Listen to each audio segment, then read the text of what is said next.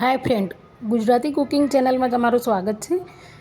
તો આપણે હવે ઉનાળાની અંદર લસણને કેવી રીતે સારી રીતે સાચવવું કે આમ બગડી ના જાય, કારણ કે ઘણીવાર શું થાય છે કે એક આપણે લસણ લેતા હોય એની અંદર 3-4 તો બગડેલા કડી નીકળી જાય છે।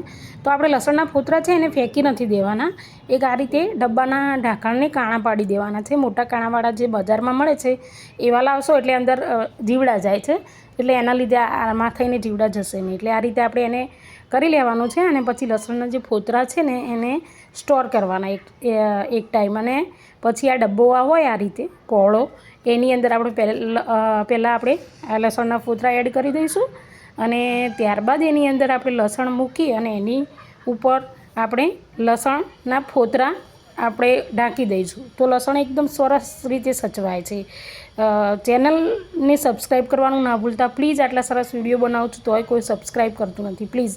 અને કોમેન્ટ કરીને મને બતાવજો કે તમને મારા વિડીયો કેવા લાગે છે, પ્લીઝ સબસ્ક્રાઈબ કરવાનું ભૂલતા નહીં। આ રીતે બધા લસણના મૂકી અને એક ખાસ વસ્તુનું એ ધ્યાન રાખવાનું છે કે ઉનાળાની અંદર જે લસણ આવે છે ને સૂકું લસણ પણ અંદરથી ભીંજાયેલું ના હોય એવું, એને આ રીતે સાચવવાનું છે।